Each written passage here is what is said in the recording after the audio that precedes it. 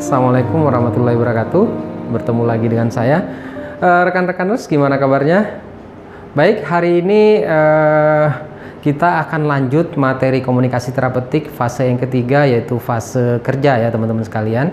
Namun sebelum kita masuk ke fase kerja, saya akan review sedikit materi minggu lalu, yaitu fase interaksi. Nah, di fase interaksi yang perlu teman-teman siapkan, yang pertama adalah salam terapeutik. Kemudian setelah salam terapeutik, evaluasi validasi dengan menanyakan kabarnya klien dan melakukan identifikasi pasien dengan menanyakan nama dan tanggal lahir pasien. Nah, di evaluasi validasi juga teman-teman bisa memperkenalkan diri kepada pasien kalau itu kontak pertama kali dengan klien.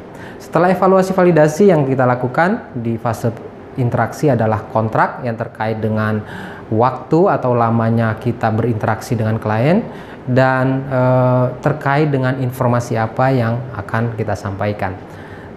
Itu ya. Nah, sekarang kita masuk ke fase kerja. Di fase kerja ada dua hal penting yang perlu teman-teman perhatikan. Yang pertama, setelah Anda kontrak di fase interaksi, maka kita masuk ke dalam fase kerja. Nah, fase kerja yang dua hal itu, yang pertama adalah mengedukasi pasien, murni mengedukasi pasien, atau fase kerja Anda adalah terkait dengan tindakan keperawatan yang teman-teman akan lakukan kepada pasien. Nah, yang pertama mengenai komunikasi atau murni edukasi kepada pasien, maka yang perlu teman-teman lakukan adalah sesuai dengan isi kontrak. Misalnya pada saat fase kontrak Anda mengatakan pada pasien, baik Ibu, saya akan menjelaskan peraturan dan tata tertib di rumah sakit ini, maka di fase kerja Anda mulai menjelaskan tentang tata tertib di rumah sakit ini, misalnya jam berkunjung, jam visit dokter, dan hak dan kewajiban pasien dengan menggunakan lembar orientasi. Nah, itu yang teman-teman lakukan di fase kerja kalau sifatnya berupa edukasi. Nah, yang kedua, kalau fase kerja Anda yang sifatnya berupa tindakan keperawatan, maka yang perlu teman-teman lakukan di minggu yang lalu, beberapa minggu yang lalu, saya pernah share kepada teman-teman tentang sikap terapeutik. Disinilah sikap terapeutik begitu penting teman-teman lakukan.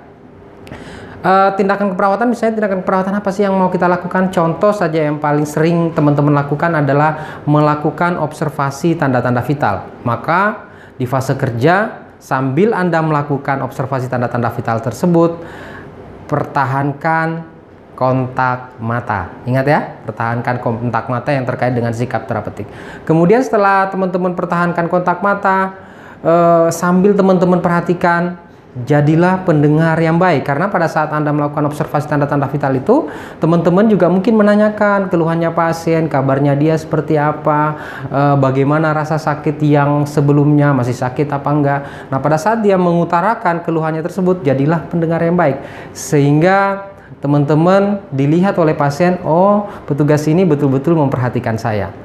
Kemudian sikap terapeutik yang ketiga yang perlu teman-teman lakukan, yaitu lakukan sentuhan lembut. Sambil Anda melakukan pemeriksaan tanda-tanda vital, lakukan sentuhan lembut, kemudian komunikasi dengan pasien. Itu yang teman-teman lakukan. Jadi dua hal yang teman-teman harus lakukan di fase kerja adalah mengedukasi pasien dan lakukan edukasi itu dengan bahasa yang jelas, dengan bahasa yang mudah dimengerti oleh pasien. Ingat lagi kemarin komunikasi efektif. Kemudian kalau dia itu berupa tindakan keperawatan, maka yang teman-teman lakukan, pertahankan sikap terapeutik, yaitu pertahankan kontak mata. Mata Anda jangan kemana-mana, fokus kepada pasien Anda.